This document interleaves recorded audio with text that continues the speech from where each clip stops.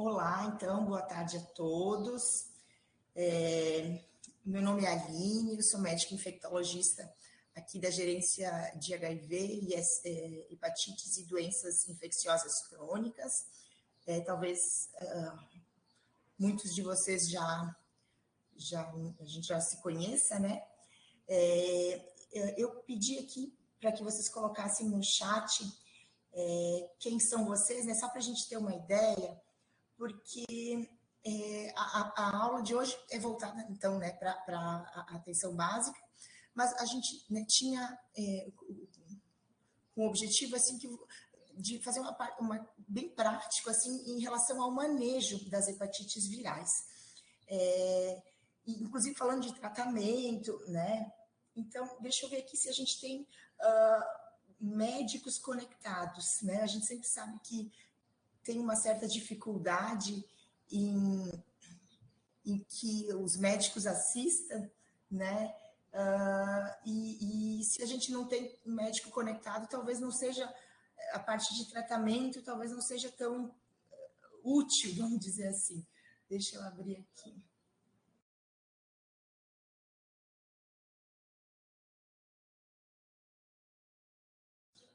Tá, a gente tem enfermeiro, técnico, técnico de enfermagem. Eu estou falando... alguém colocou aqui que está muito baixinha, realmente minha voz está bem ruim hoje, eu estou falando o máximo, mais alto que eu consigo.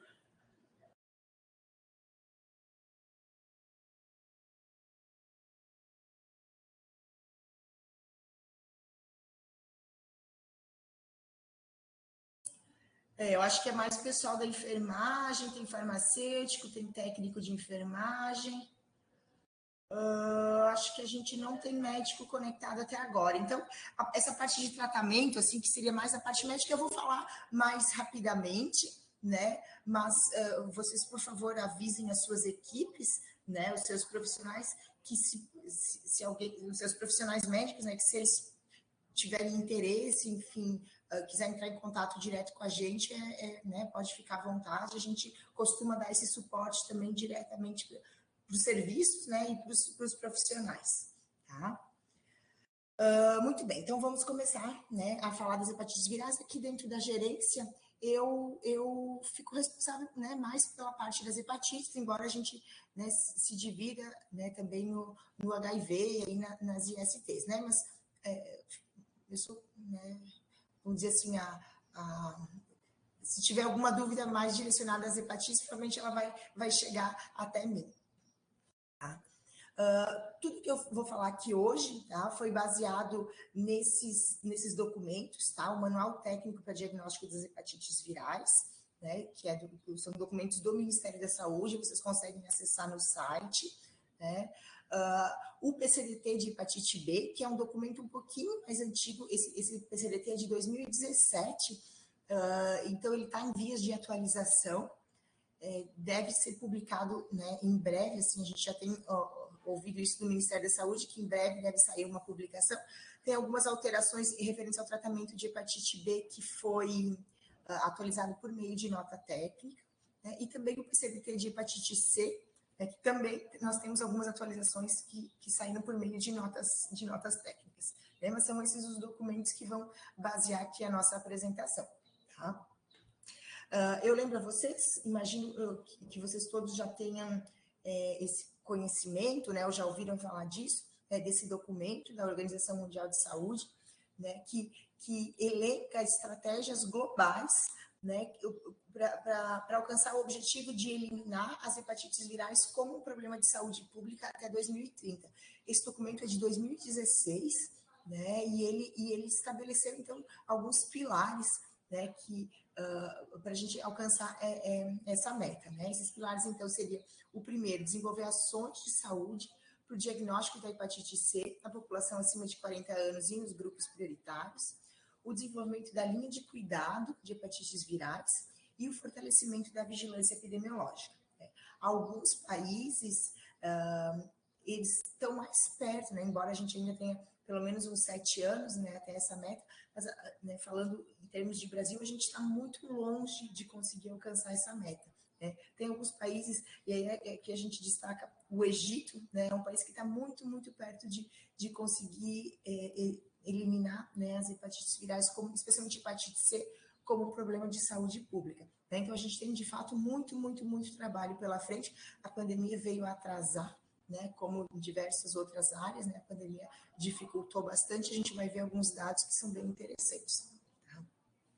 Esse aqui é um documento do Ministério da Saúde do ano de 2020, né, e foi que ele traça, né, algumas orientações sobre a atuação do enfermeiro, né, nesse contexto de tratamento das hepatites virais. Né? O COFEM participou da elaboração desse documento, né? E, então, o que é bem importante, se vocês não têm esse conhecimento, né, é importante que vocês levem isso para os seus serviços, né, o compromisso, né, através desse documento, dos enfermeiros na eliminação das hepatites virais. E esse documento permitiu que os enfermeiros solicitassem, né, não só os testes rápidos, e isso já era feito, né, solicitassem e executassem os testes rápidos, mas também solicitassem outros exames complementares, né, especialmente exames de biologia molecular, como a carga viral, como a genotipagem de hepatite C. Então, isso é possível, isso já está regulamentado. Então, né, nos municípios, isso basta uma questão de organização do município, né, mas isso já está regulamentado, a SEMI aceita esses pedidos de exames vindo com carimbo de enfermeiro sem o menor problema. Tá? O objetivo, então, da nossa apresentação aqui hoje é capacitar os profissionais que atuam na APS para diagnosticar as hepatites B e C, tratar a hepatite C, a gente sim tem esse objetivo, né, embora a gente não tenha muitos médicos aqui, né, ainda a prescrição do tratamento é exclusivo da equipe médica, ainda aqui no Brasil, né? Então, embora a gente ainda não tenha médicos participando, estou olhando aqui, não, mais nenhum médico acessou. Então, mas a gente vai falar um pouquinho do tratamento, tá? O tratamento também da hepatite B, né? Tratar ou reconhecer a necessidade de tratamento, nem todo paciente com hepatite B precisa de remédio, né? E importante reconhecer as complicações da infecção crônica pelo vírus B e pelo vírus C. Eu vou começar falando de hepatite C, para refrescar a memória de vocês, né? Não sei se todo mundo já lembra, né, de ter visto isso, mas essa é a foto, né, de microscopia eletrônica do vírus C. O vírus C, ele é um vírus hepacivírus da família Flaviviridae, né? Se vocês estão lembrados, outros vírus da família Flaviviridae é o vírus da febre amarela, né? Então, ele tem algumas semelhanças com esse vírus. É um vírus RNA, e são 7 os genótipos, né? A gente vai falar um pouquinho mais adiante sobre os genótipos, isso é importante ainda para o tratamento. Tá? Então, é um vírus de RNA, lembrem-se disso. Tá? O vírus C é um vírus de RNA. Qual é o problema, né? Qual é o tamanho do problema da infecção pelo vírus C? Né? Globalmente, se estima de 1 a 1,6% da população mundial que esteja infectada pelo vírus C. Tá? Isso daria entre 71 e 115 milhões de pessoas. Tá? São em torno de 400, dados da Organização Mundial de Saúde, 400 mil mortes por ano pelas complicações do vírus C, né? Que insuficiência hepática e carcinoma hepatocelular. No Brasil, a estimativa de prevalência é de 0,7%. Isso aqui são modelos matemáticos, né, que fazem esses cálculos. Isso muda, né, cada vez que o cálculo é refeito, né, mas a última estimativa é 0,7% de prevalência. Então, em torno de 657 mil pessoas infectadas. Quando a gente olha os dados do último boletim epidemiológico, com dados até 2021, a gente tem notificados, né, diagnosticados 280 mil pessoas, né? Então, a gente tem um gap aí de mais ou menos 400 mil pessoas virêmicas não diagnosticadas, circulando por aí. Então, né, aqui a relevância dessa aula, né? A gente tem em torno de 400 mil pessoas que a gente precisa encontrar, né? E o melhor lugar, as melhores pessoas para encontrar esses pacientes são os profissionais da atenção primária, sem a menor sombra de dúvida, né? Então, a gente precisa achar essas pessoas para aí poder oferecer o tratamento, né? Dados do nosso boletim do Ministério da Saúde, entre 2000 e 2020, 62 mil óbitos relacionados à hepatite C, né? Complicações de insuficiência hepática e carcinoma hepatocelular, e entre as hepatites virais é responsável por 75% dos óbitos. Tá? Então, o mais importante, né, responde por um número maior de óbitos do que a hepatite B. Quando a gente olha os dados de prevalência, tá? Aqui falando dados globais, tá? Esse aqui é um gráfico, é um consórcio, né? Envolve vários países, alguns serviços aqui do Brasil também participaram, né? Foi publicado no Lancet agora, em 2022, e o que a gente tem é comparando o ano de 2015 com o ano de 2020, né? Então já com algum impacto da pandemia. A prevalência de pessoas virêmicas, vocês desculpem, ficou em inglês aqui, mas a prevalência de pessoas virêmicas, essa primeira barrinha roxa, em 2015, se estimava 63 milhões de pessoas virêmicas, né, para o HCV. De lá para cá, em torno de 7 milhões e 500 mil infecções novas. A gente conseguiu curar, né, tratando 8 milhões e 700 mil pessoas. A gente perdeu, né, por óbito, morreram, né, infelizmente, 5 milhões e 500 mil. Então, o que a gente tem hoje, né, em 2020, em todo o mundo, uma prevalência estimada de 56 milhões de pessoas. Então, a gente melhorou, né, em torno de 7 milhões, reduziu em torno de 7 milhões, porque a gente tinha lá em 2015, comparando com o que a gente tem hoje, né. Esse aqui é um dado do boletim do Ministério da Saúde. Então, a gente olha aqui o estado de Santa Catarina, né? Esse aqui é separado por estados. A barrinha roxa é a capital e a barrinha amarela é a prevalência do estado, né? Então, aqui a linha pontilhada, a prevalência do Brasil, 5,2 casos por 100 mil habitantes, né? Isso no ano de 2021. E a prevalência de Santa Catarina, tanto da capital quanto do estado como um todo, bastante superior, né, à prevalência nacional. Isso é histórico, né? Quando a gente olha esse gráfico aqui que compara a taxa de detecção de hepatite C no Brasil, que é a linha amarela, comparando com Santa Catarina, né, sempre Santa Catarina com taxa de detecção superior à taxa nacional. Então, o nosso estado é um estado que puxa a taxa de detecção de hepatite C para cima, né? E aí a gente entende, né, que a gente é um estado de fato prioritário, no quesito de tratamento. Tá? Esse aqui é um gráfico do nosso boletim epidemiológico, né, que a gente publicou agora, mês de agosto ou setembro. E por que a gente tem falado tanto de hepatite C, né? Por que a gente fala na erradicação das hepatites virais, especialmente a hepatite C, como um problema de saúde pública? Porque a gente conseguiu hepatite C, né, em mais ou menos uma geração.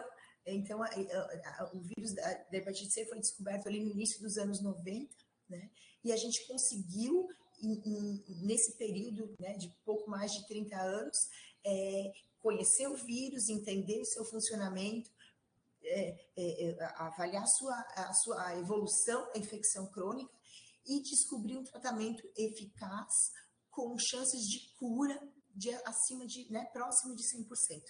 Então, esse gráfico mostra isso. Lá nos anos 90, né, início dos anos até o início dos anos 2000, os tratamentos eram muito ruins, né? Inicialmente a gente usava interferon convencional, aí depois a gente associou ribavirina, e vejam aqui as barrinhas coloridas, são as taxas de cura, né? Então, lá com interferon convencional, 6%, isso foi aumentando, né? Em torno do ano de 2021, quando a gente, né, o advento do interferon pegilado, a taxa de cura em torno de 40%, isso depende do genótipo. Depois a gente aumentou um pouquinho o tempo de tratamento, associou ribavirina, e a partir de 2011, aqui no Brasil, 2013, a gente começou a ter os primeiros antivirais de ação direta, né, aí com um aumento significativo da taxa de cura, e atualmente os tratamentos que a gente tem hoje, a gente fala que são os DAAs, né, que são os antivirais de ação direta. Por que de ação direta? Porque eles agem exclusivamente lá no ciclo replicativo do vírus. Aquela primeira foto que a gente viu, né?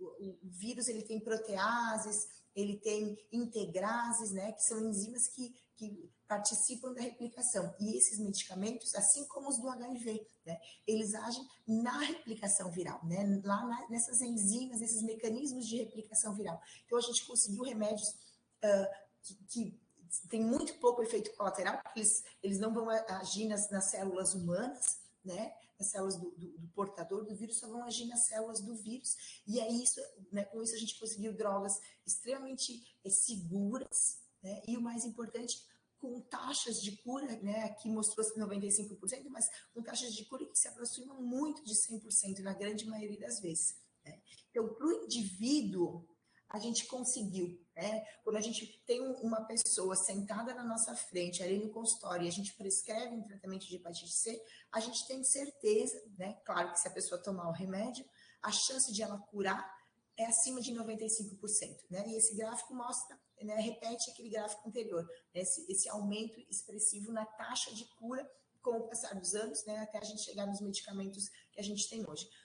No entanto, esse gráfico da direita, né, mostra a RVS populacional. Né? O que é isso? Quando a gente olha uma população inteira, né, menos de 10% daquelas pessoas infectadas foram curadas. Né?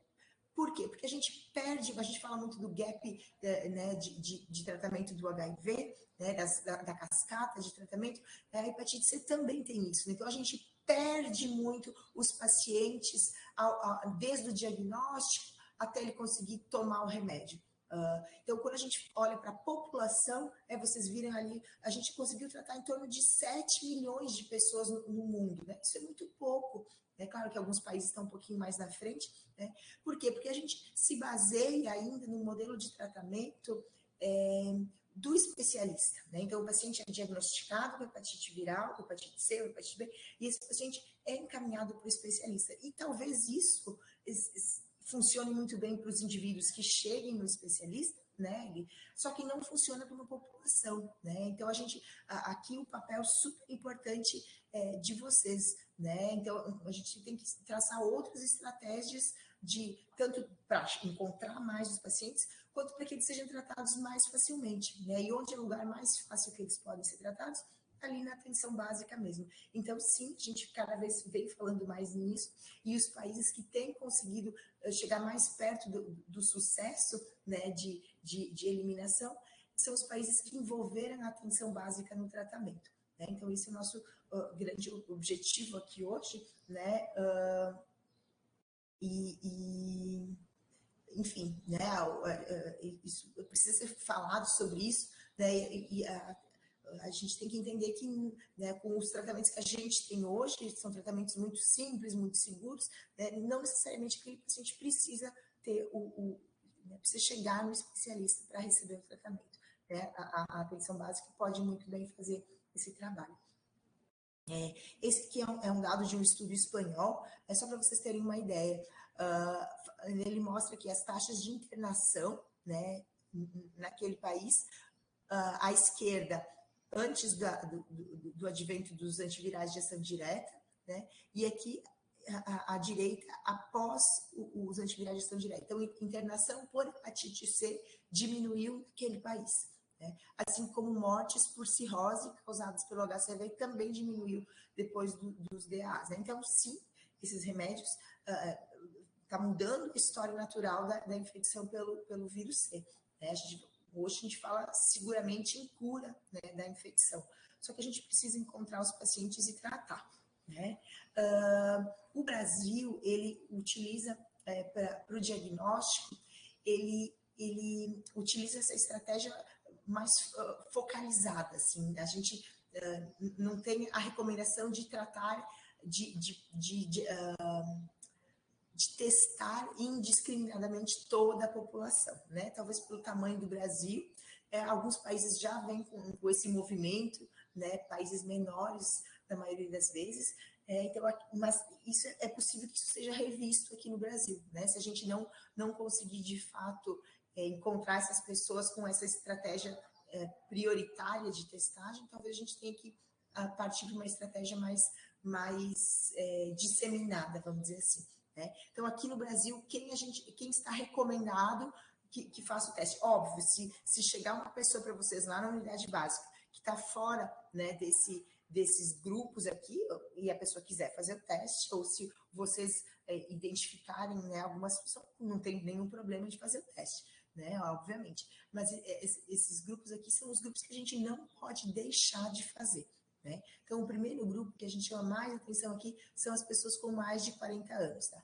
Todo mundo que tem hoje mais de 40 anos viveu em algum momento ali nos anos, né, até os anos 80, início dos anos 80, em que as condições de biossegurança não eram adequadas, né? Não se tinha cuidado da transfusão de sangue, com a aplicação de medicamentos, né? Então tinha aquela história, a pessoa vai na farmácia, aplica um remédio naquelas seringas de vidro, e às vezes a pessoa nem se recorda mais nem entende aquilo ali como algum tipo de exposição, né? Mas só por ela ter vivido nesse período, né, em que essas condições de biossegurança não eram adequadas, então só por isso essa pessoa já tem indicação de fazer o teste pelo menos uma vez na vida. Tá? Além disso, as pessoas com diabetes devem ser testadas. A gente já sabe que o diabetes pode ser uma manifestação extrahepática do vírus C, né? Então, às vezes, ele está ali tratando diabetes de difícil controle, e, na verdade, o que está por trás é o vírus C. Então, todos os cuidadores de diabetes devem ser testados. Além disso, pessoas com antecedentes de doença psiquiátrica, doença renal, algum tipo de imunossupressão, usuários de drogas, né, obviamente, pessoas com doença hepática não diagnosticada, né, está em investigação, sempre a testagem para as hepatites virais deve fazer parte dessa investigação. Todos aqueles que receberam transfusão de sangue antes de 92, isso eu tenho a impressão que já está bastante claro, né, para os nossos profissionais de saúde. Por quê? Porque a gente, antes de 92, a gente não conhecia o vírus C, né? Até era conhecido como hepatite não A, não B. Os bancos de sangue não testavam para hepatite C e muita gente recebeu transfusão de sangue nessa época, né? E aí, né, vejam bem, muitas vezes esses aqui, o recém-nascido recebeu transfusão de sangue nessa época, né? Em 92, então essa pessoa não tem 40 anos hoje ainda, ela recebeu aí anos 1990, 91. Semana passada ainda eu atendi um paciente, né, de pouco mais de 30 anos, com histórico assim, nasceu com uma malformação congênita e cardíaca e precisou ser operado ali nos primeiros dias de vida, recebeu transfusão de sangue e hoje, com 30 e poucos anos, ele é cirrótico por vírus C.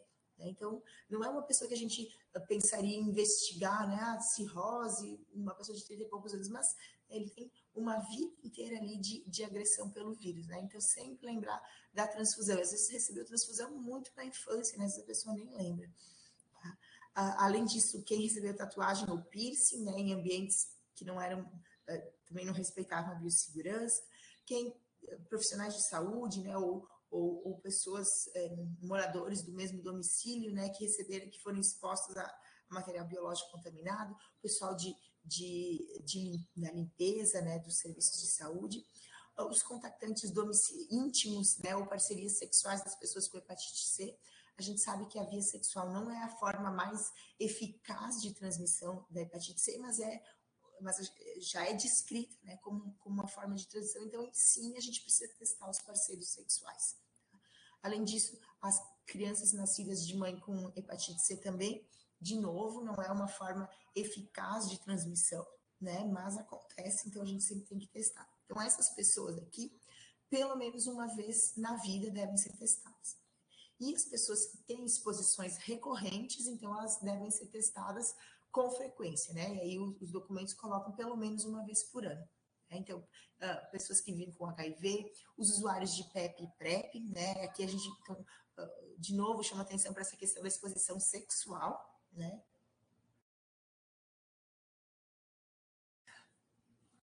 Do vírus C, talvez hoje seja a principal fonte de transmissão do vírus C, seja a fonte sexual.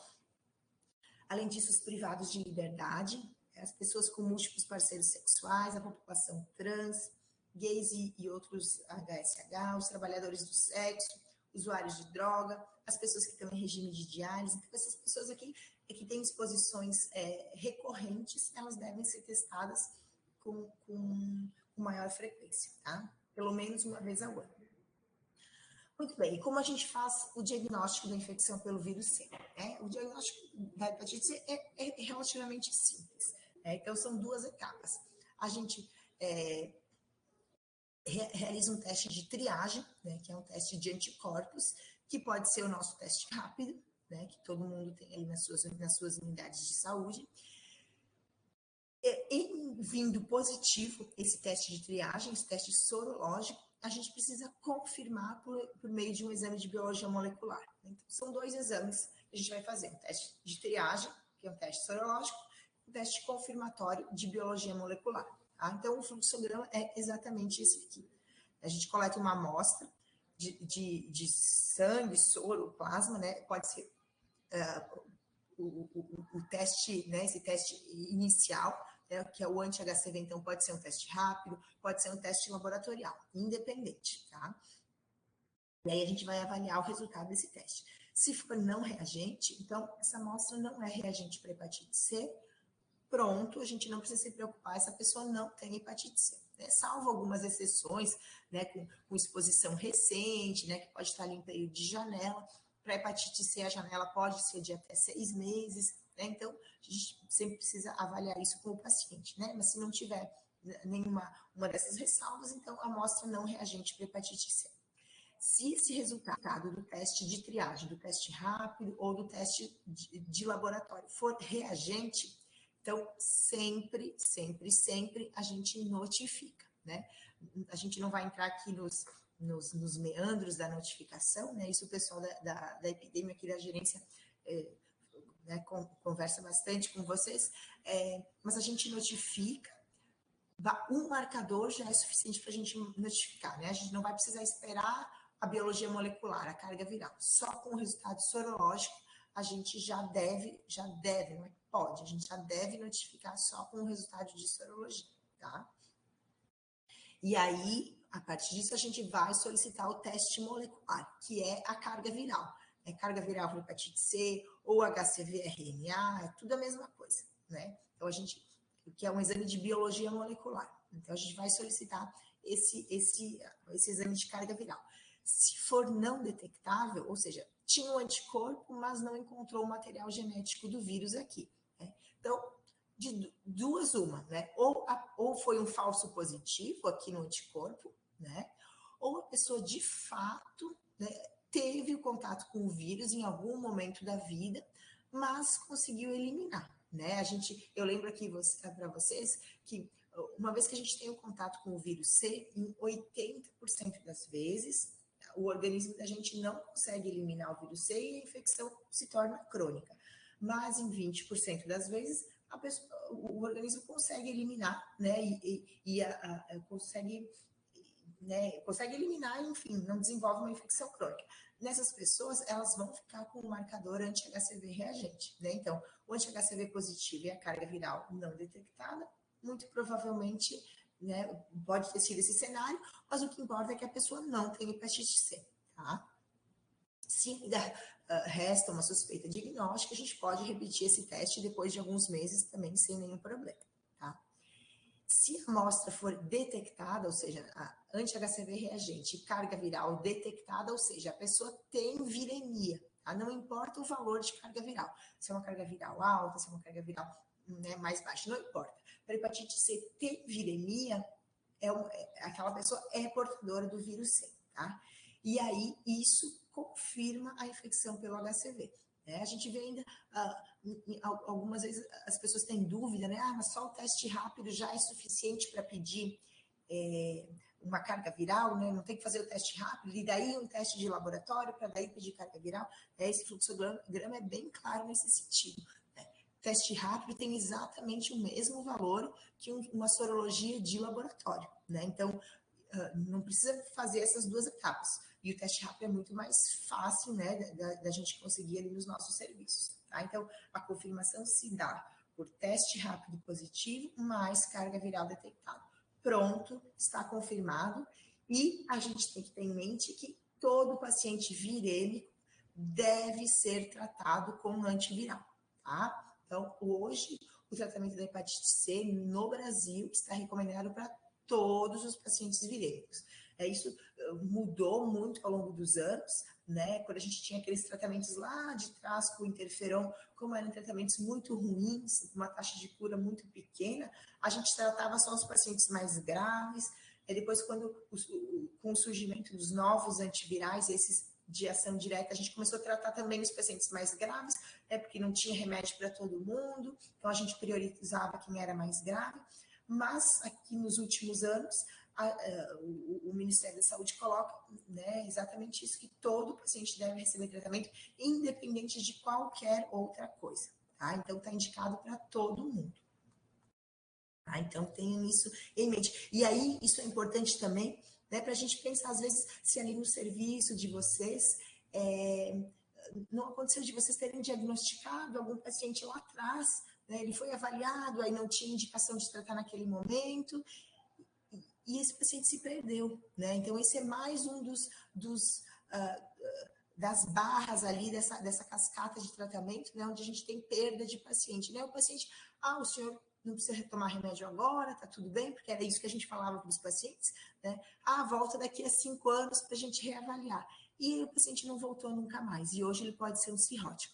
Então, assim, tentar resgatar esses pacientes, se vocês têm esse registro de algum paciente de vocês que foi diagnosticado lá atrás e que não voltou, né? Vocês não souberam mais dele, então, de repente ir atrás dessa pessoa e agora sim oferecer um tratamento antiviral. Também lembrar, né? Eu imagino que isso seja da rotina de vocês, mas não custa a gente lembrar, sempre que a gente faz um teste rápido, a gente faz os outros também, né? Então, HIV, hepatite B e sífilis, sempre verificar a situação vacinal para hepatite B, né?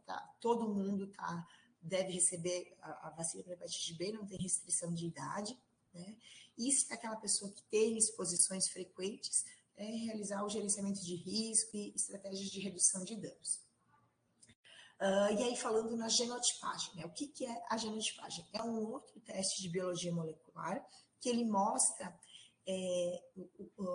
subtipos de população viral, né? Então, o genótipo da hepatite C, a gente costuma falar, é como se fosse o sobrenome do vírus C, né? Então, a hepatite C, genótipo 1, genótipo 2, 3, né? Vai do 1 ao 7. Os mais comuns no nosso meio é 1, 2 e 3, tá?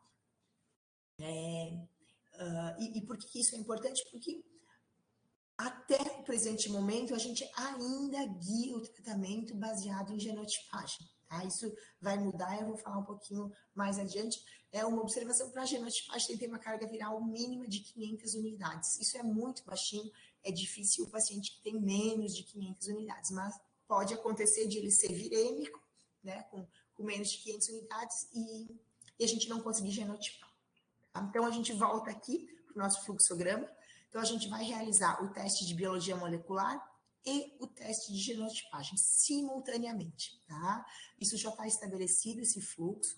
O enfermeiro pode solicitar esses exames, né? Uma vez que foi o enfermeiro que fez o teste rápido lá, viu que veio o reagente, já solicita a carga viral e o exame de genotipagem. O LACEN vai aceitar.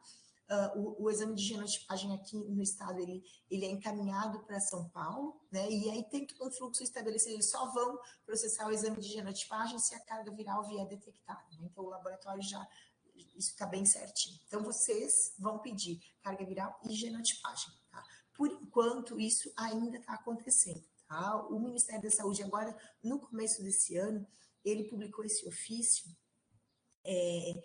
orientando que a gente vai ter aqui no Brasil esquemas que são pangenotípicos, né? O que é isso? São remédios que funcionam para todos os genótipos, tá?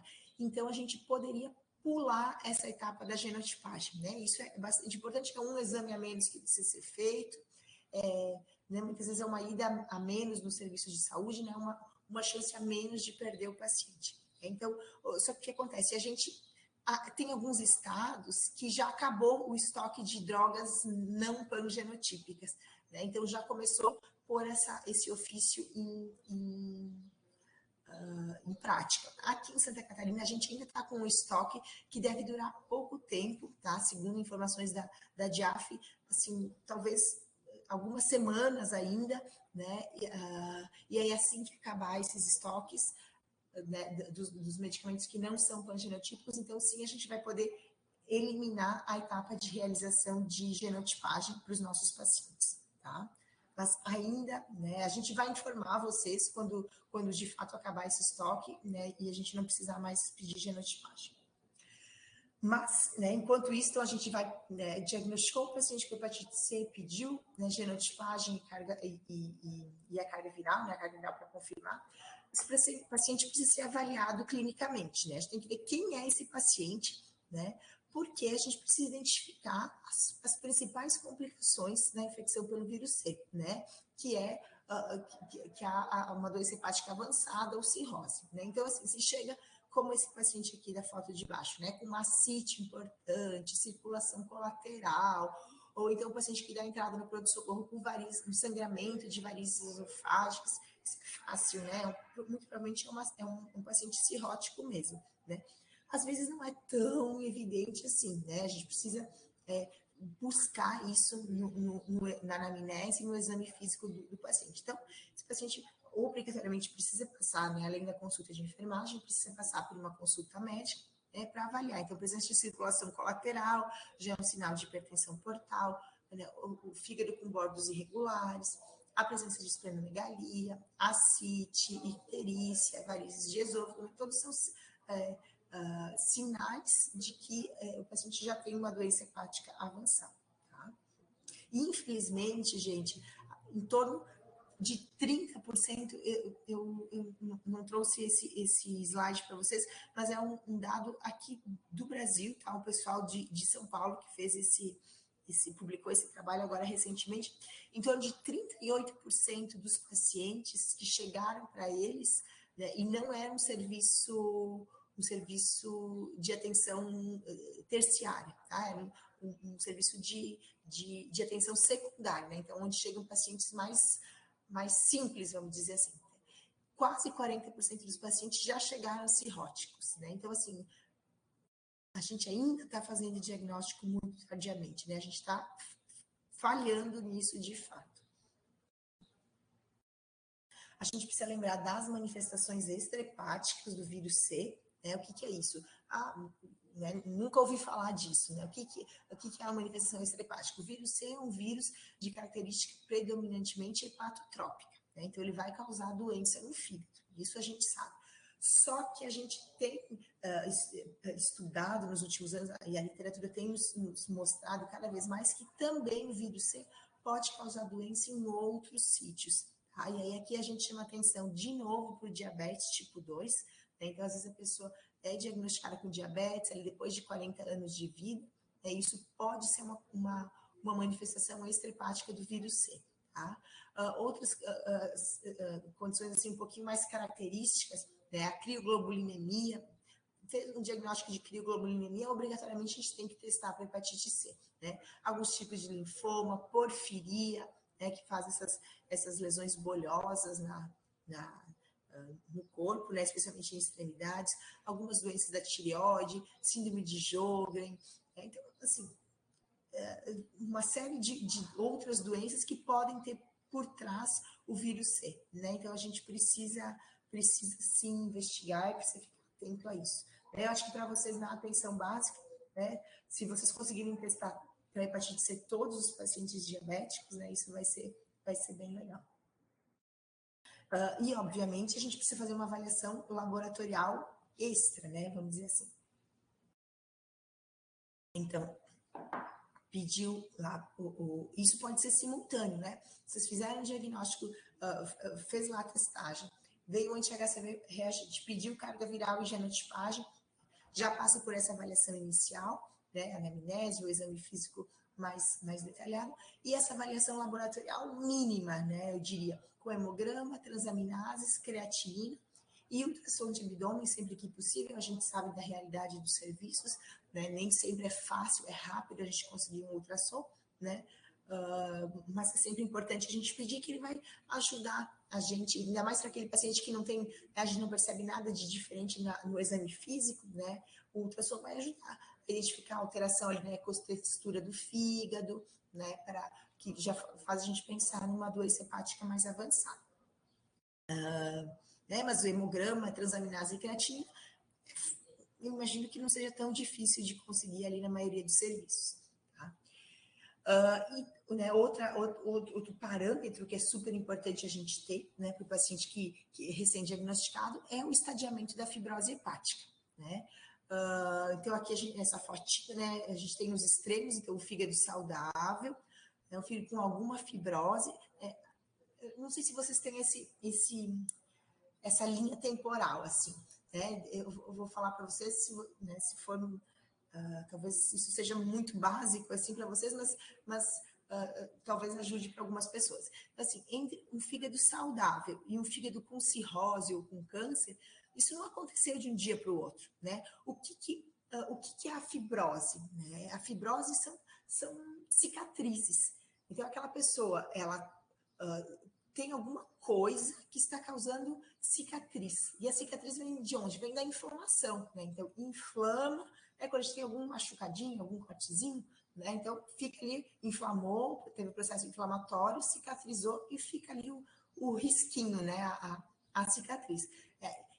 E isso acontece no fígado. Tu tens algum fator de agressão, que pode ser uso de álcool, pode ser medicamentos e pode ser um vírus, né? O vírus B ou o vírus C. Então, ele vai inflamando o teu fígado, né? Essa inflamação a gente vê por um aumento de transaminases, né? De ALT e AST. Então, o teu fígado está inflamando.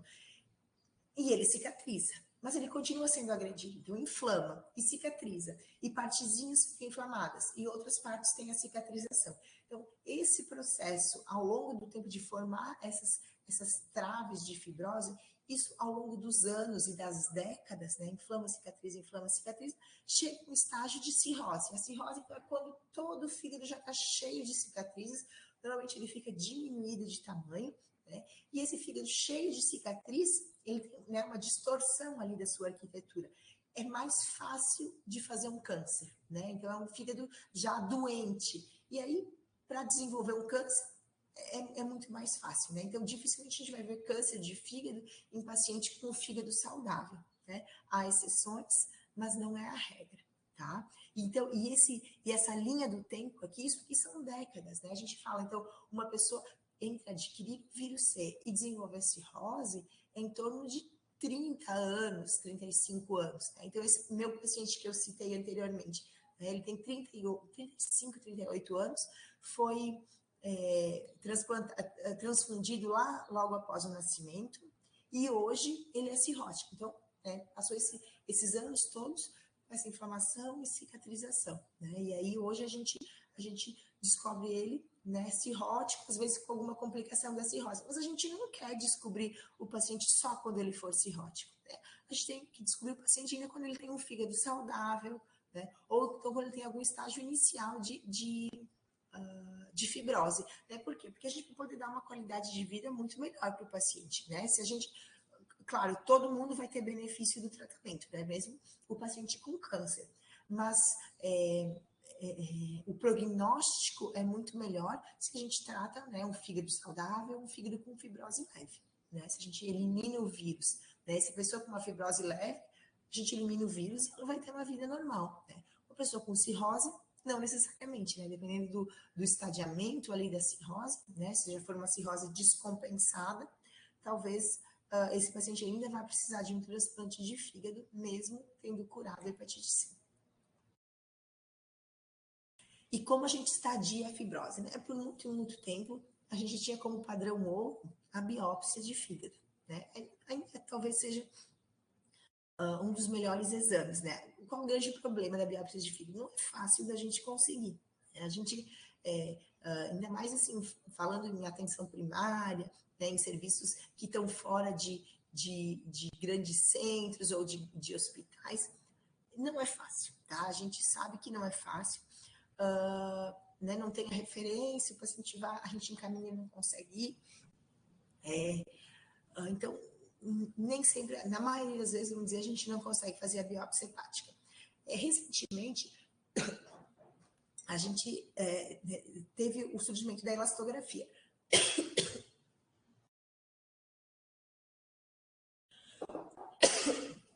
Ai, vocês desculpem, gente.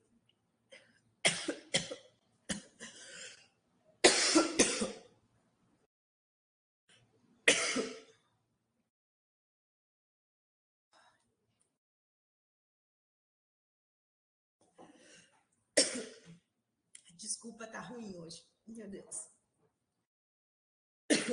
A elastografia é um exame... Ai, obrigada, gente. O chefe veio me socorrer. A elastografia é um exame como se fosse um ultrassom, que é um exame que não é invasivo, né? E ele nos dá esse valor de fibrose hepática, comparável com a biópsia. Qual o problema? A elastografia a gente não tem pelo SUS, né? Aqui em Santa Catarina a gente não tem equipamento de elastografia em nenhum local. Tem alguns, o ambulatório do hospital universitário, né? Às vezes tem um equipamento ali que é da sociedade, né, de hepatologia, mas a gente não tem isso pelo SUS, né? Só para vocês terem uma ideia, o valor, né, a ser pago na tabela SUS, isso nem existe na tabela SUS, né? Então a gente não tem. Né? O que a gente sabe, assim, alguns hospitais universitários, por conta própria, compraram, né? Mas aqui em Santa Catarina a gente tem bastante dificuldade. O que a gente utiliza mesmo na prática são esses scores de biomarcadores, né? Que é o APRE e o FIB4. O que é isso? São avaliações que a gente vai fazer usando biomarcadores, né? A gente já mostra isso para vocês. É um cálculo que a gente faz, e aí isso aí vai nos predizer a fibrose hepática. Tá? Eu lembro de novo aqui para vocês, né, que o tratamento antiviral, independente se o paciente tem um fígado saudável ou um fígado com câncer, independente disso, a pessoa deve receber tratamento antiviral, tá? Aqui falando da biópsia hepática, a gente, né, só para vocês terem uma ideia, então a gente estadia a biópsia hepática, né, aquele fragmento, né, então ele vai nos dar a classificação da fibrose, né, que pode ser pela classificação de Metavir, né, ou pela classificação da Sociedade Brasileira de Patologia, né, então isso fica mais da parte médica mesmo de avaliar, tá? Mas, vamos dizer assim, é o padrão ouro, tá? A elastografia nos dá, então, a rigidez hepática, como se fosse, é um exame muito parecido com o ultrassom, né? O paciente acha que está fazendo um ultrassom, né? Tem um transdutor, coloca um gelzinho ali na barriga, mas o exame dá a rigidez hepática, né? Isso se correlaciona a rigidez, né? Lembra, o fígado com cirrose é um fígado duro, né? Quanto mais fibrose, mais duro vai ser esse fígado. Então, isso se correlaciona com a fibrose. E esses scores, né, de biomarcadores, o APRE e o FIB4, são fórmulas matemáticas, né? Isso foi estabelecido. Né? Tem vários estudos que validaram isso. Né? Então, para o APRE, a gente vai precisar do valor de AST, o valor de referência normal, né, de AST, a contagem de plaquetas, e a gente põe nessa fórmula aqui. Tem calculadoras, a gente não precisa fazer essa conta aí. A gente põe isso no aplicativo, nessa calculadora, e aí vem um valor, assim como o FIB4, né, que também envolve, leva em consideração a idade, né, e a gente faz essa continha, e aí a gente vai ter esse resultado. Né? E o que os trabalhos nos mostraram, né, que resultados de APRE,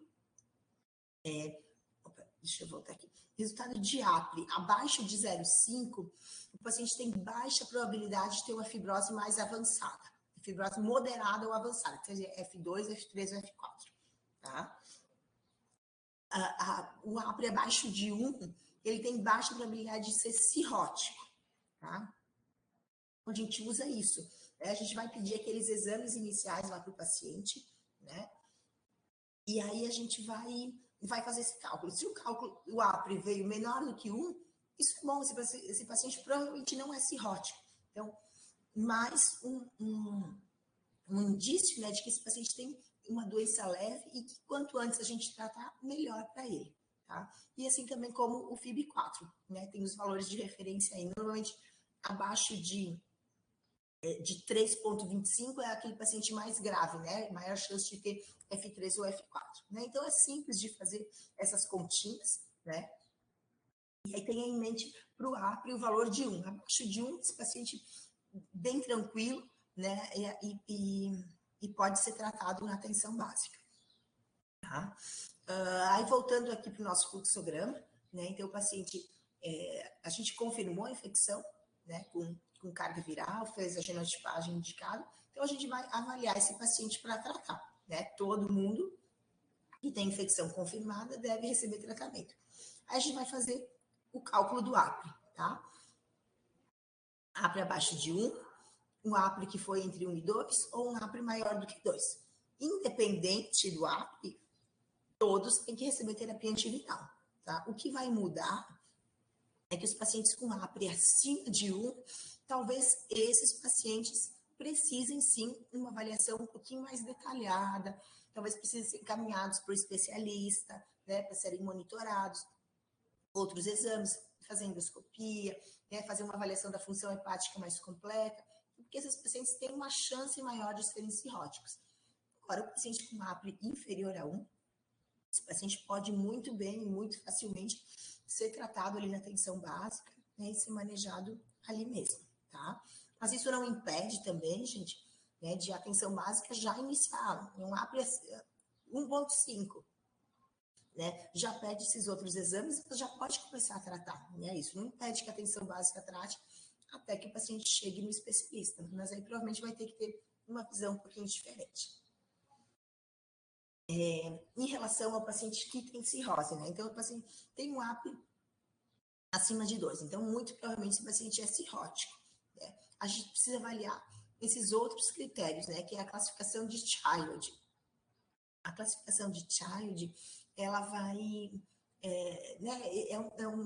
uma classificação para os cirróticos que vai nos dar a chance de descompensação dessa doença, dessa cirrose hepática, né, ali nos próximos anos, né? Então a gente precisa avaliar bilirrubina, albumina, presença de ascite, presença de encefalopatia e o coagulograma, né? E também a gente coloca isso aqui, cada um desses soma pontos ali, né? E aí a gente vai classificar nesse paciente se ele é um Child A, esse somou de 5 a 6 pontos, então ele é um cirrótico compensado, Child B ou C é cirrose descompensada.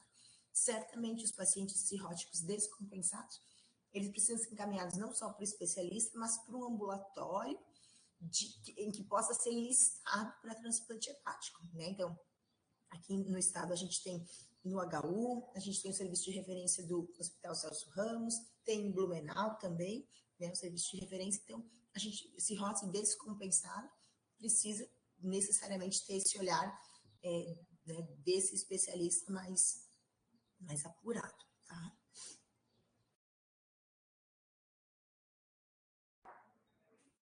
E aí, falando de tratamento, eu vou falar um pouquinho aqui, né, para a gente só não deixar isso em branco. O objetivo do tratamento, como já colocamos antes, é erradicar a infecção, é a cura, tá? Curar a infecção pelo vírus C. A gente chama de cura, né, a resposta virológica sustentada, ou RVS. Então, às vezes a gente vê lá, o paciente tratou hepatite C e alcançou RVS, alcançou resposta virológica sustentada, curou a hepatite C. Com os tratamentos que a gente tem hoje, né, são tratamentos, a gente brinca, é o tal do perfectovir, né, é o antiviral perfeito. Então, são drogas de alta eficácia, terapias orais, né, não precisa mais usar interferon, terapias curtas, chance de resistência pequena, bem tolerado. Agora, cada vez mais a gente está usando drogas pangenotípicas, super seguras, e o custo vem diminuindo nos últimos anos, né? Isso o Ministério da Saúde tem proporcionado e a gente não tem tido falta de medicamento. Aqui, então, para vocês saberem, né, enquanto a gente ainda tem estoque, né, desse esquema que não é pangenotipo, né, que é o sofosbuvir e o leidipasvir, até que isso acabe, que deve ser nas próximas semanas, então a gente precisa genotipar, Se for genótipo 1, a gente vai tratar com sulfo e ledipasvir. Se for qualquer um dos outros genótipos, é sulfo e velpatasvir, tá? Se não for cirrótico, sem cirrose, tempo de tratamento mais ou menos de 12 semanas, e se for cirrose descompensada, pode chegar a 24, tá? Para vocês verem aqui a facilidade, os dois é um comprimido por dia, tá? Um comprimido, o medicamento é coformulado, um comprimido uma vez ao dia por 12 semanas, sem muito mistério. A partir do momento que a gente acabar esse estoque de sulfo ledipasvir, então a gente vai tratar com o esquema pangenotípico de sulfo velpatasvir, tá? E aí, para definir, né, a gente só vai precisar ver o clearance de creatinina, né? Se for acima de 30, é sulfo e vel, tá? Independente, vejam aqui se é cirrose compensada, tá? Se é cirrose descompensada, a gente vai tratar um pouquinho mais, né? Mas um pouquinho mais de tempo, mas aqui eu reforço, cirrose descompensada não vai ser tratado na atenção básica, né? Esse paciente, sim, necessariamente tem que estar na mão do especialista. Tá? E se o clearance de creatina for menor do que 30, a gente pode usar aqui a opção do glecaprevir com o pibrentasvir, tá? Que a gente chama de GP, né? Por 8 semanas, se não tiver cirrose, podemos chegar a 12 semanas, às vezes precisa acrescentar ribavirina, tá? Né, também no cirrótico descompensado. A gente tem opções de retratamento, aquele paciente que falhou com o sulfo-vel ou com o sulfo-ledipasvir, falhou por quê? Muito provavelmente porque não tomou remédio, né? A gente fala ali, as taxas de cura são próximas de 100%. Na grande maioria das vezes, os pacientes que não conseguiram curar foram porque não aderiram ao tratamento, né? E aí, a gente não retrata com o mesmo esquema, a gente retrata, a opção que a gente tem no Brasil para retratamento atualmente é o GP, que pode ser associado ou não com ribavirina, por um período de tempo um pouquinho maior, né? 16 até 24 semanas. Tá? De novo, os esquemas, se o paciente necessitar um retratamento, aí é interessante que esse paciente seja encaminhado para a referência, né, para o especialista, tá? Aí esse paciente não vai ficar na atenção básica. Aqui, então, para vocês, né, para ilustrar, os medicamentos que a gente tem é o sulfo-velpatasvir, né? Um comprimido uma vez ao dia. Perdão, o sulfo-ledipasvir, que é o Harvoni, um comprimido uma vez ao dia. O sulfo-velpatasvir, que é o Epiclusa, um comprimido uma vez ao dia.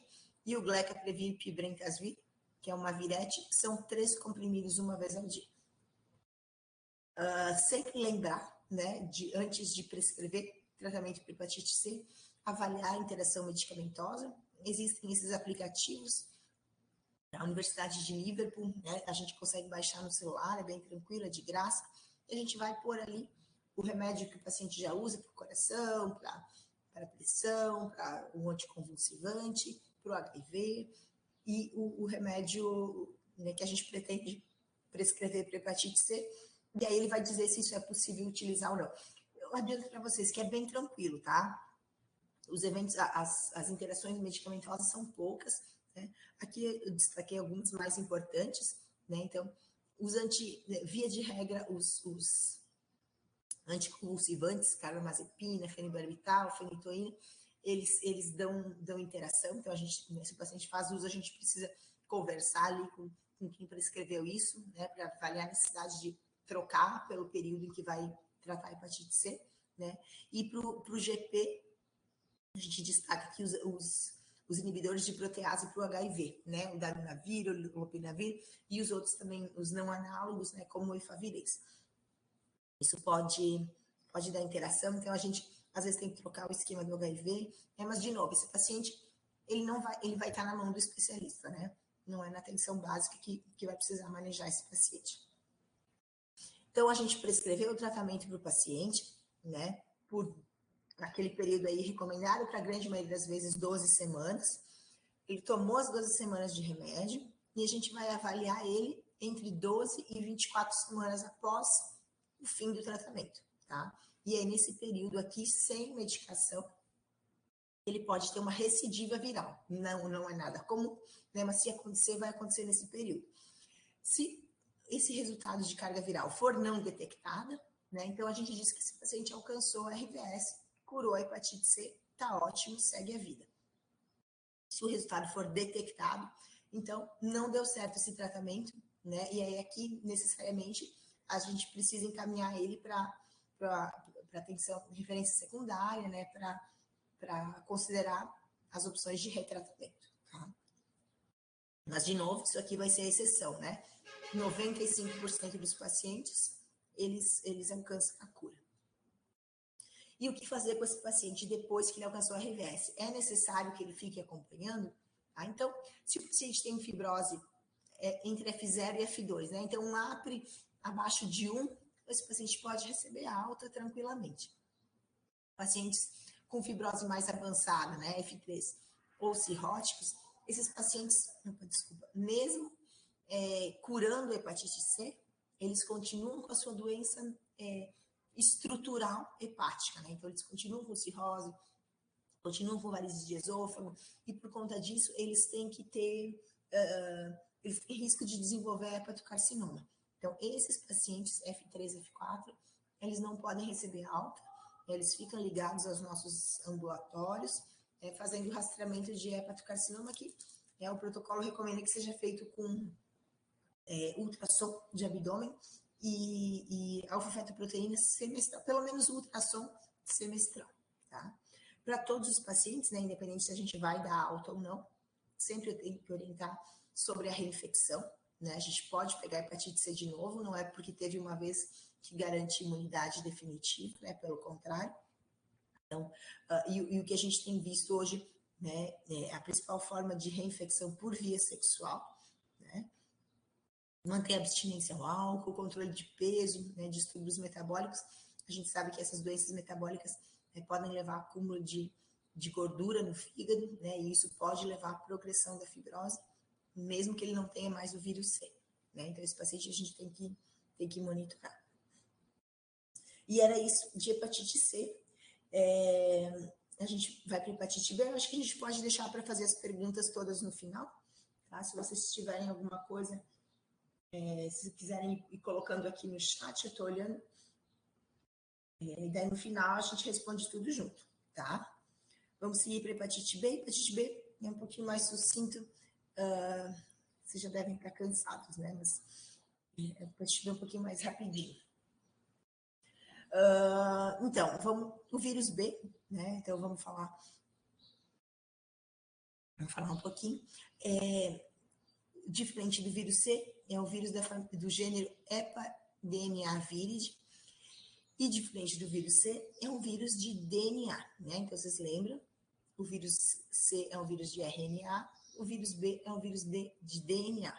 E aqui já nos dá uma informação importante, né? Porque como é um vírus de DNA, esse DNA do vírus B ele pode ficar incorporado lá no material genético, né? Lá no material genético, lá no hepatócito. Então, ele incorpora. E, por conta disso, ele é um vírus que é oncogênico. Então, sim, as pessoas portadoras do vírus B têm uma chance maior de desenvolver câncer de fígado, tá? Porque só a presença do vírus B, né, esse vírus oncogênico, pode induzir a isso, tá? A estrutura do vírus B, essa aqui é uma estrutura esquemática. Eu vou falar aqui para vocês isso. Muitas vezes as pessoas têm bastante dúvida, assim. Eu vou tentar, assim, ser mais facilitar o que eu puder, assim, né, nesse entendimento dos marcadores do vírus B. Então, assim, a gente tem, né, hepatite B, a parte mais superficial, né, que é o envelope, né? Nesse envelope, ele vai ter o HBsAg, tá? Que é o antígeno, AG de antígeno de superfície, né? HBS, o S de superfície, tá? E ele vai ter um envelope lipídico. Depois ele vai ter uma parte um pouquinho mais interna, que é o núcleo capsídeo, né? Que é onde vai ter o material genético, que é de DNA, e aí tem uma característica importante que é um DNA, né? O nosso DNA é uma fita dupla, né? O RNA é uma fita simples, o DNA é uma fita dupla. Mas o vírus B é uma fita dupla incompleta, tá? Isso aqui é importante também lá na replicação e no tratamento. Nessa parte, então, mais central, a gente vai ter o antígeno contra o core do vírus, né, que é o HBCAG. A gente vai ter lá no centro também uma enzima que é uma DNA polimerase, né, que vai fazer essa replicação do vírus, né, vai ajudar a completar essa fita de DNA durante a sua replicação. Tá? E a gente tem um antígeno que é solúvel, né, que é o antígeno E, que é um marcador de replicação. Né? E o antígeno está distribuído ali por todo o vírus. Né? Então, lembrem-se, aqui para resumir, a gente tem 3 antígenos virais, HBsAg, HBeAg e HBcAg. Lembrem-se disso. Tá? O HBcAg, a gente não consegue dosar no sangue periférico, porque ele vai estar exclusivamente lá dentro do epitócito. Né? Então, na nossa prática, quando a gente tem o paciente na nossa frente, a gente pede exame HBsAg e HBeAg. Tá? A gente já vai voltar para esse assunto. Tá? Falando da epidemiologia da hepatite B, né? Então, é diferente, né, em diversas regiões. E a gente fala que aqui nas Américas é um local de prevalência intermediária para baixa, né, em torno de 0,7% de prevalência. Alguns locais, como o Sudeste Asiático, aqui tem uma prevalência bem importante de até 2%. Alguns países da África de até 6%. Né? No entanto, no Brasil, a gente tem sim alguns bolsões. Né? Então, o Brasil como um todo é um país de endemicidade baixa. Então, a gente tem alguns bolsões com alta endemicidade e Santa Catarina é considerado um desses bolsões. Tá? Os dados da OMS de 2015, em torno de 257 milhões de portadores crônicos, né, estimados, só 10% diagnosticados, em torno de 1 milhão de mortes por ano. Tá? No Brasil, 1,1 milhão de infectados. Quando a gente olha os dados do boletim, né, menos de 350 mil confirmados, né, e ali no período de mais ou menos 20 anos, 15 mil óbitos relacionados ao vírus B. Aqui também a gente traz esse gráfico com a taxa de detecção.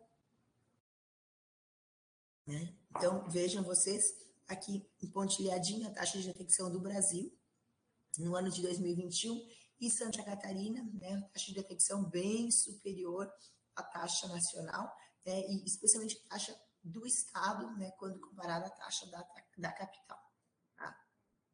Esse aqui é o gráfico do nosso boletim aqui do estado.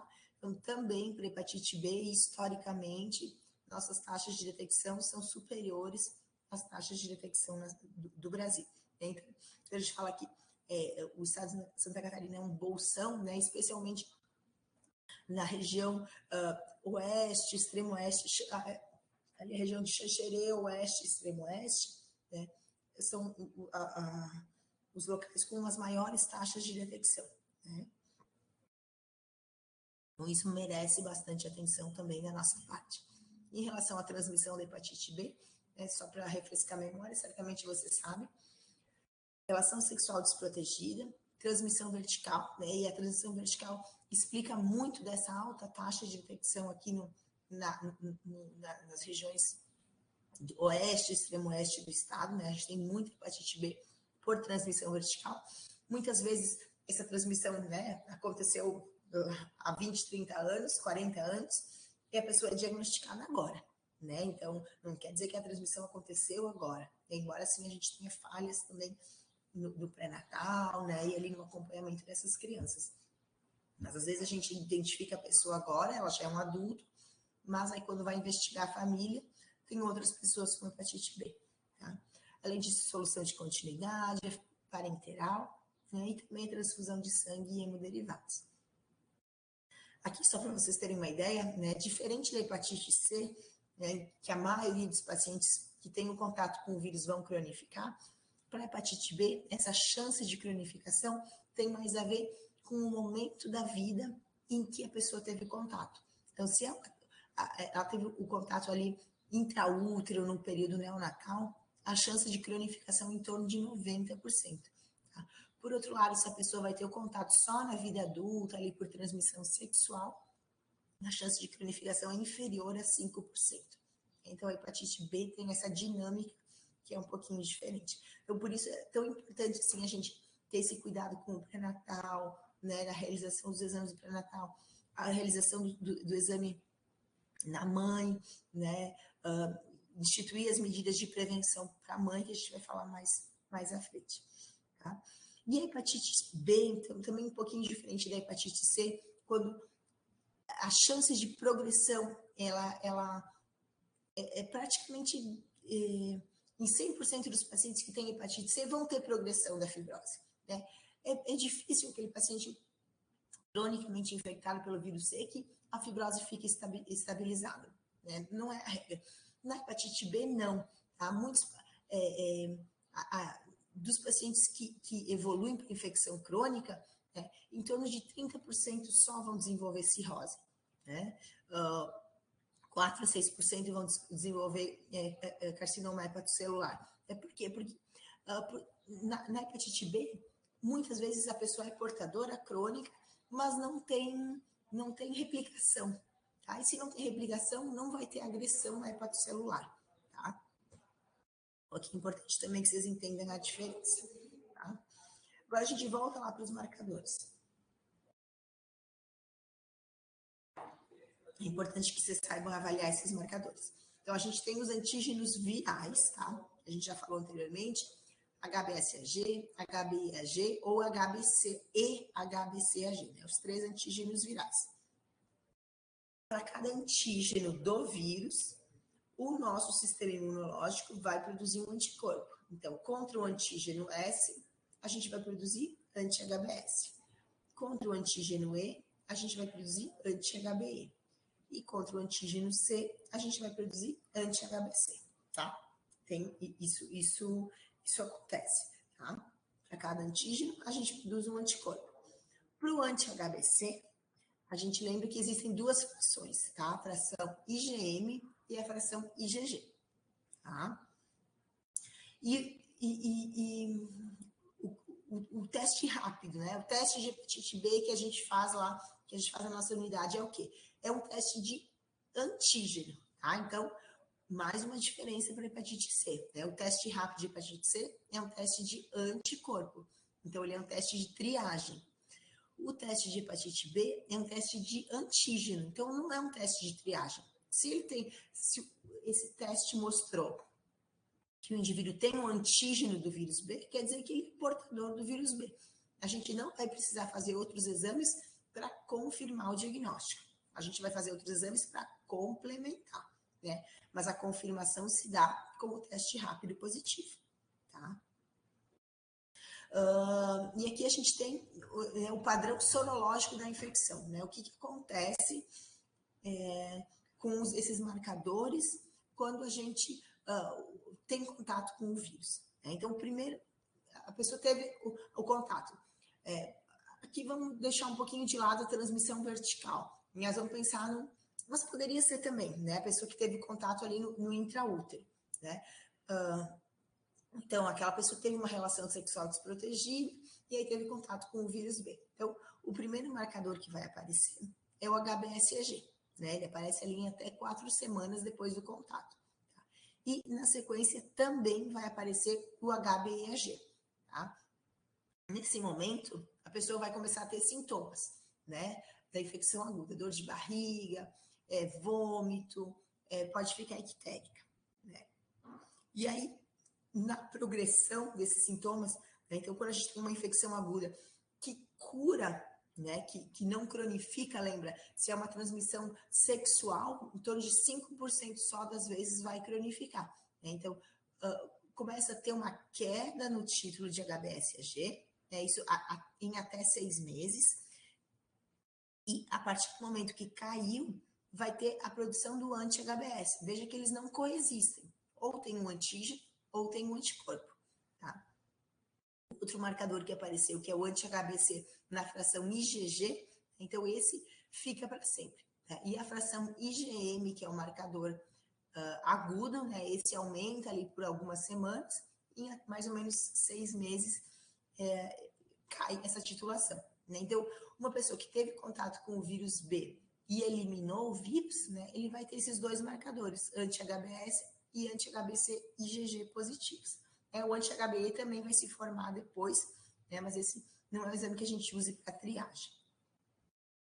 Por outro lado, quando a infecção cronifica, né, o marcador de cronificação é a presença do HBsAg por mais de 6 meses, tá? Então, quando a pessoa né, teve uma exposição recente, começou com sintomas, a gente vai acompanhar o HBsAg. Né? Em até 6 meses, ele deve diminuir, né? E aí ter a produção do anti-HBs. Se isso não acontece, se ele persiste com o HBsAg, então isso é uma infecção crônica. Tá? A infecção crônica pelo vírus B é definida pela persistência do HBsAg por mais de 6 meses. Tá? Isso é uma definição. Aí vocês podem me perguntar, mas aí tu falou que um teste rápido positivo já confirma a infecção. Sim, por quê? Porque a gente está pegando uma foto, né, de um momento, em que momento que aquela pessoa, em que o momento da infecção crônica que a pessoa estava, quando a gente foi lá e tirou um sanguinho e fez um teste rápido. Então, tu só viu esse momento. Mas muito provavelmente ela já era positiva antes, né? Só que a gente não tinha esse resultado, né? Não tinha feito esse teste antes. Claro, a não ser aquela pessoa que chega para a gente com sintomas de infecção aguda, daí sim a gente vai acompanhar, né, para dizer se isso de fato é uma infecção aguda ou se é uma infecção crônica, que teve alguma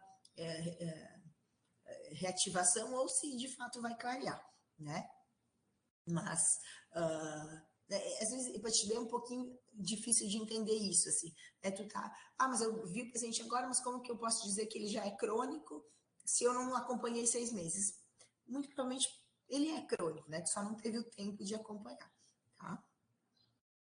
E também na infecção crônica, né? O anti-HBC vai ficar positivo para sempre. E na infecção crônica, aí pode ter o HBeAg ou o anti-HBe. Né? Isso aí vai ser mais importante a gente definir isso para o tratamento, tá? E aí, então, vamos partir para o fluxograma de diagnóstico da hepatite B. Então, a gente vai fazer um teste rápido, tá? Que é o teste rápido, é um HBsAg. Lembrem-se disso para sempre, tá? Isso é bem importante. Vai ver se esse teste foi válido, né? Se não foi válido, a gente repete. Se foi válido, então, se for não reagente, não tem hepatite B, pode afastar. E a gente pode vacinar essa pessoa, né? Não tem hepatite B, não tem histórico de vacinação, a gente vacina. Tá? Se for o HBsAg reagente, então a gente vai coletar exames de biologia molecular e outros exames para complementar o diagnóstico, mas o diagnóstico está feito, né? A gente sempre tem que notificar, né, a presença do HBsAg reagente, tá? Esse quadrinho aqui, a gente avalia os possíveis marcadores. Eu vou falar, né, talvez vocês tenham dúvidas em relação a isso, eu vou explicar cada um deles aqui, então. Né, então, o primeiro aqui. Então, é o paciente com HBsAg reagente, desculpa, não reagente. Então, HBsAg não reagente não tem hepatite B, não tem hepatite B crônica. Os marcadores contra o antígeno do COR, né, não reagente também. E o marcador anti-S, não reagente. Ou seja, essa pessoa não teve contato com o vírus, com nenhuma parte do vírus, nunca teve contato, essa pessoa está susceptível. Então, a gente tem que vacinar esse indivíduo, tá? O segundo caso, então, HBsAg não reagente, não tem infecção crônica pelo vírus B, tá? Mas ele tem um marcador anti-HBC total reagente e o anti-S reagente. Ou seja, se ele produziu o anti-HBC e se ele produziu o anti-HBS, é porque ele teve contato com o vírus inteirinho, né? Com o antígeno C e com o antígeno S. Para ter produzido o anticorpo, tem que ter tido contato com o antígeno. Mas não tem mais o antígeno, tá? Então, isso aqui é uma infecção resolvida, né? O imune, após a infecção pelo vírus B, teve contato em algum momento da vida e conseguiu eliminar. O terceiro caso, então, HBsAg não reagente. Não reagente, não é infecção crônica. Os marcadores anti-HBC, né, também não reagente, ou seja, não teve contato com o vírus inteirinho. Mas o anti-S é positivo, ou seja, teve contato só com o HBsAg. Então, só com a parte de fora do vírus, não teve contato com a parte de dentro do vírus. Como isso é possível? Por vacina, tá? A vacina, essa recombinante que a gente usa para tratar, para imunizar né, a população contra a hepatite B, é uma vacina que tem só o antígeno S, tá? Então, só vai produzir anticorpos contra o S.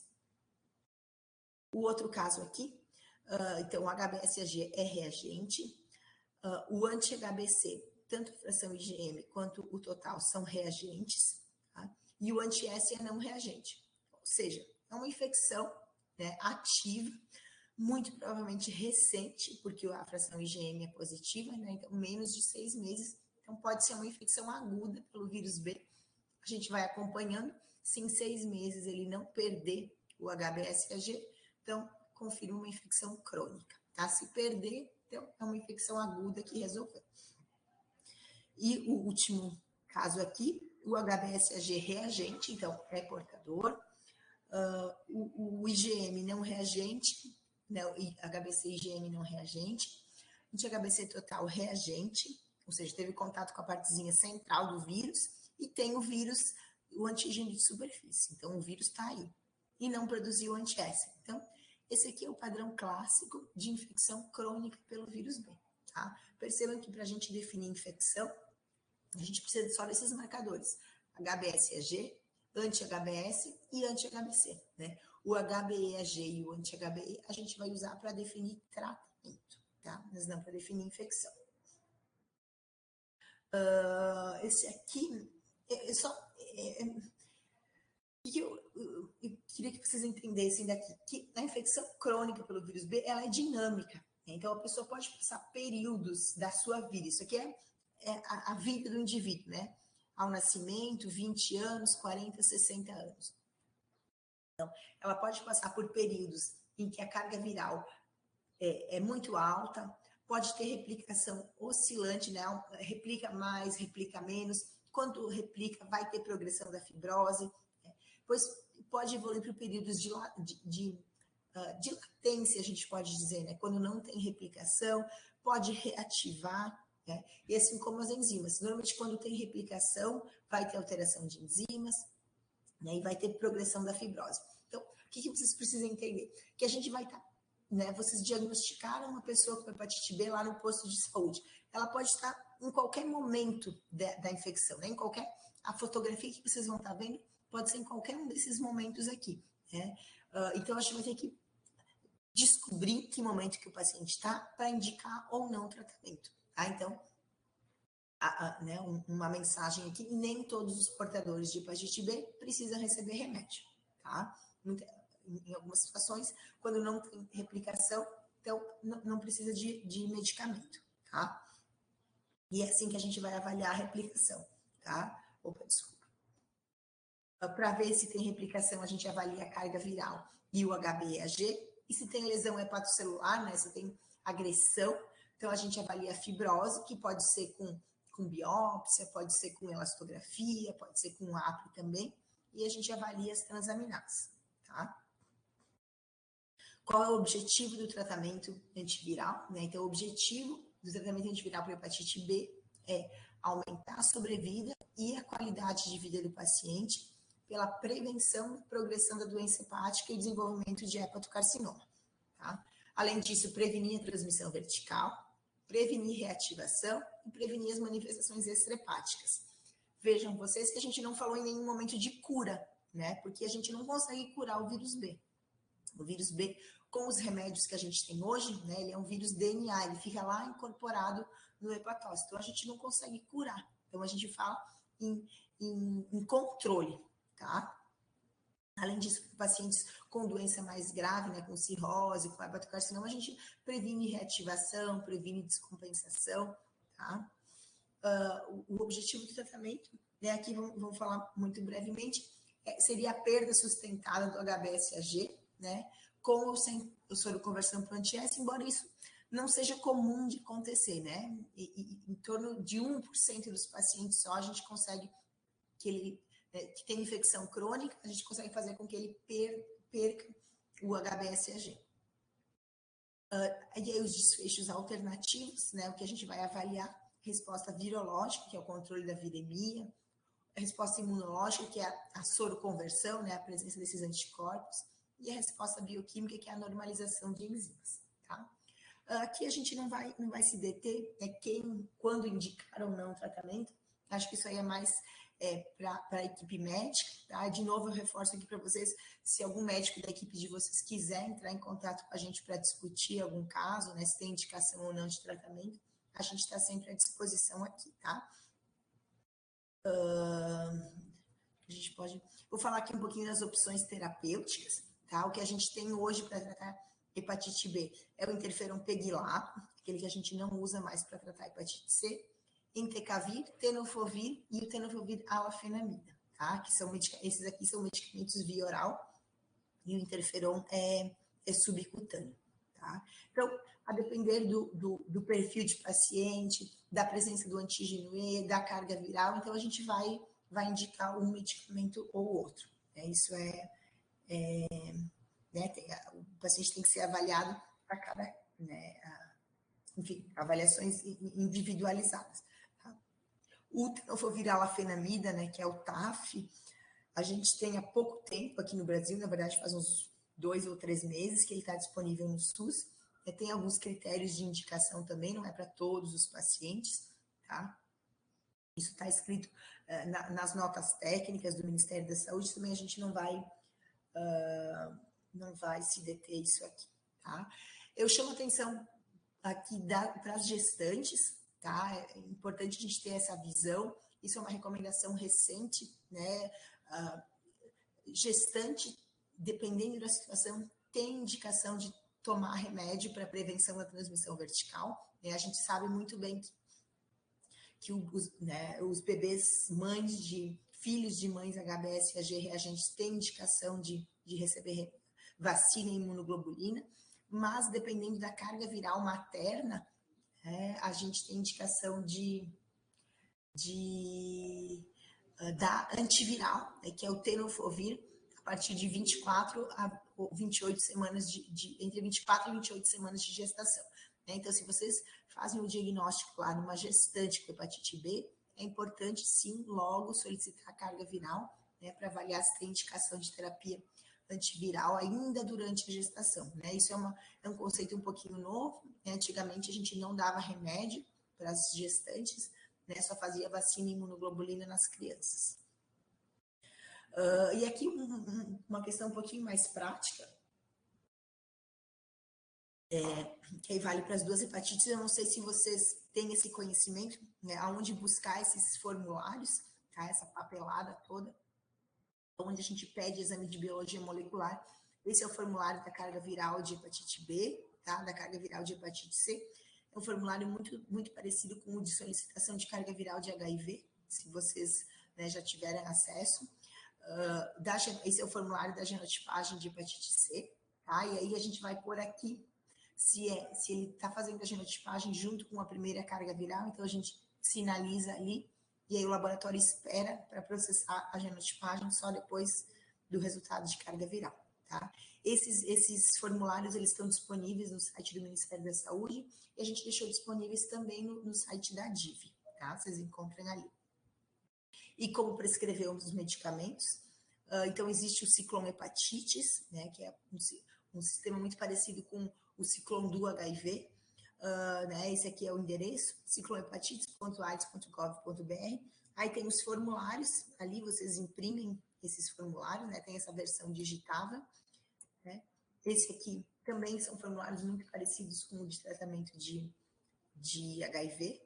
E aí a gente vai pôr as informações, né, do tratamento, se o paciente tem cirrose, se é co-infectado, vai pôr essas informações, vai fazer um X ali no medicamento que a gente está prescrevendo, né, ainda a depender do genótipo, para hepatite C, para hepatite B, né, a depender de algumas situações também, né, mas esses formulários estão disponíveis e o paciente leva, né, atualmente os tratamentos de hepatites virais, o paciente retira pelo componente estratégico da assistência farmacêutica, né? Então, não precisa mais dar entrada naqueles processos de medicamentos de alto custo, né? As UDMs têm, e os municípios que não têm UDMs, né, no componente estratégico, né, todos os municípios têm acesso ao ciclone hepatites, né, todos os municípios do estado.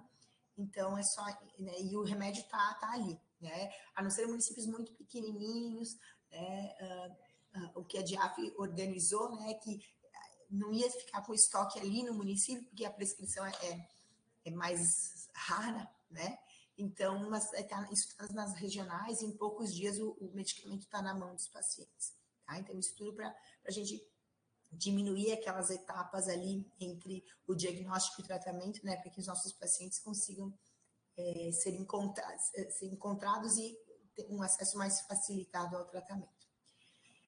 E era isso que eu tinha para falar para vocês. Se vocês tiverem perguntas, coloquem aqui no chat e a gente vai dar uma olhadinha. Vamos ver aqui.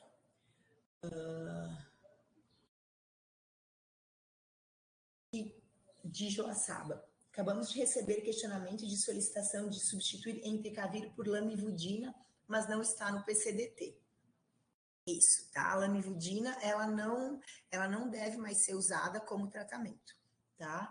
Então, se o paciente não dá para... A pessoa que, se quiser depois entrar em contato com a gente para a gente discutir o caso, né, com mais detalhes, assim, mas se ela tem contraindicação de usar entecavir, a escolha é tenofovir. Se tiver contraindicação de entecavir e tenofovir, a escolha é TAF. Tá? Então, tem que ver ali aonde o paciente se enquadra, mas, de fato, lamivudina não é para ser usado. Tá? Crianças que nasceram de mães portadoras do HBV, que fizeram tratamento durante o pré-natal, são notificadas ao nascer? É feito algum acompanhamento por algum... Perfeito essa pergunta aqui. Então, a gente não tem a notificação de criança exposta ao HBV ou ao HCV, como a gente tem a notificação de criança exposta ao HIV, né? Então, o Ministério da Saúde fala que vai instituir essa notificação, mas até o presente momento não tem. Então, o que a gente recomenda é que essas crianças, claro, elas têm que ser acompanhadas, né? Elas vão receber vacina para hepatite B, e o ideal é que elas façam uma sorologia, né, o anti-HBS, o HBsAg, né, mais ou menos entre 1 e 2 meses depois da última dose de vacina. Né? Então, o ideal é, como não tem essa notificação, é que os municípios tivessem planilhado ali quem são as suas gestantes com hepatite B, né, para que depois acompanhem essas crianças. Tá? E aí o acompanhamento é por esse tempo, né? Fazer a sorologia entre 1 e 2 meses depois da última dose de vacina, tá? Vai receber as 3 doses. Aqui o pessoal da UDAF de Joaçaba, se quiser depois, de repente, mandar um e-mail para a gente, assistência@saúde, a gente pode, não sei se quem prescreveu tem acesso a esses últimos documentos, mas daí a gente encaminha esses documentos todos, tá? Porque, de fato, não vai conseguir lamivudina, tá? Isso não está mais no PCDT. Tá? Será enviado para todos no e-mail o link dessa apresentação? Boa pergunta, Kátia, eu não sei, mas ele ficou gravada, então eu acho que vai dar para acessar sim, a gente pode mandar para vocês. E alguém perguntou aqui se o certificado vai ser de 2 ou 3 horas, eu também não sei. A gente descobre isso depois. Aqui, pode ser enviado para o enfermeiro, o seu médico pode mandar... Pode ser o enfermeiro, tá? Inclusive, eu acho que a gente ainda não divulgou, eu acho, mas a gente aqui da gerência começou a responder o telesaúde, tá? Então, também, se vocês nos serviços têm acesso ao telesaúde, dá para mandar. Normalmente, as dúvidas de hepatite vêm para mim, de HIV para o Eduardo, ou para a Regina, de sífilis para a Flávia, mas não necessariamente, né? A gente rodizia, dependendo da demanda, também tem essa outra possibilidade, tá? Então, ou mandar a dúvida por e-mail, médico, enfermeiro, farmacêutico, quem tiver com dúvida, ou pelo telesaúde, tá? Fiquem à vontade. Vamos ver, caso de hepatite com vacinação completa para hepatite B. O paciente se vacinou e após um período estava positivo. O que pode ter ocorrido?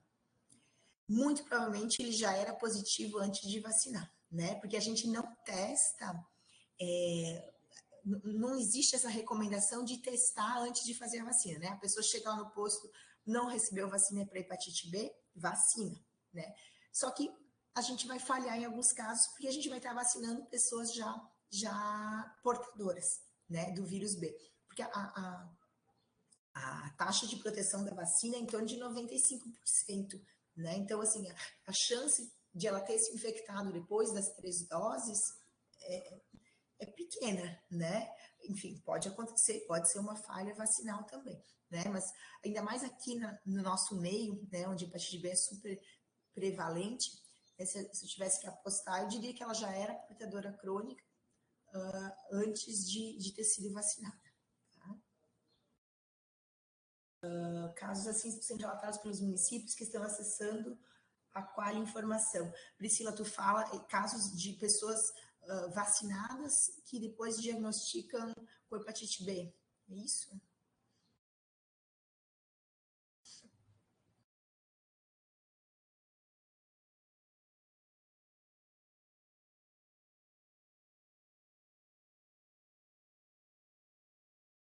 Tá. E aí, assim, teria que avaliar os casos, enfim, se teve alguma exposição, né? Alguma exposição de risco depois da vacina, mas eu tenderia a pensar nisso, assim, ela quando foi vacinada, ainda, a não ser que eram crianças, esses casos que vocês encontraram eram de adultos ou eram de crianças? Então, eu tenderia a ir para esse lado, assim, ela já era um portador crônico que não tinha sido diagnosticado e aí foi vacinado e aí depois, enfim, aí diagnosticou depois, né? A gente vê isso, né? Infelizmente. Né? Por isso que a gente tem que vacinar, né? Quanto mais cedo, a sua conversão quando a gente vacina crianças é maior ainda do que quando a gente vacina adultos. Então, quanto mais cedo vacinar, melhor, né? Maior a chance de proteção e menor a chance enfim, de infecção ali ao longo da vida. Muito bem. Mais nenhuma dúvida aqui no chat? Então, acho que dúvidas, qualquer coisa que a gente tiver. Eu não coloquei o telefone aqui, eu não lembro também. Mas mandei e-mail que é melhor. Tá? Essa primeira, eu não estou aqui todos os dias na gerência. Mande e-mail, a gente sempre responde. Né? Às vezes demora um dia ou dois, assim, não está todos os dias aqui, mas a gente sempre procura responder. Tá? No e-mail eu tenho o telefone, daí se tiver dúvida, vocês entrem em contato. Desculpem a minha voz. E era isso então, gente. Qualquer dúvida, tá bom? Obrigada aí pela atenção de vocês.